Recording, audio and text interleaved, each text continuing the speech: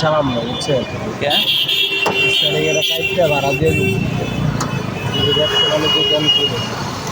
মানে ব্যবসা দিবা? হ্যাঁ, ব্যবসা তো ক্যাশ লাগবে। ক্যাশ তো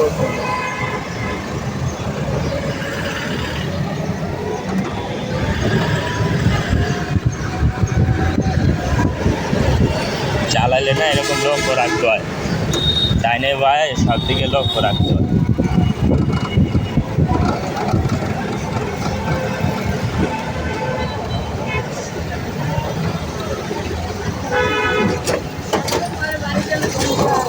আসসালামু আলাইকুম, ভালো আছেন? এটা না তো গায়ে মিস্ত্রি।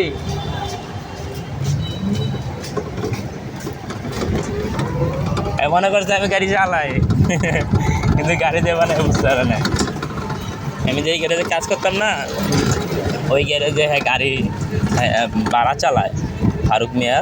আর আমি আসার মানে আসার মাধ্যমে উনি একটা মিস্ত্রি বার করে দিছিল, যার কারণে আমি বাইরে দিতে পারছি, নাহলে বাইরেতে খুব টাফ হয়ে যেত।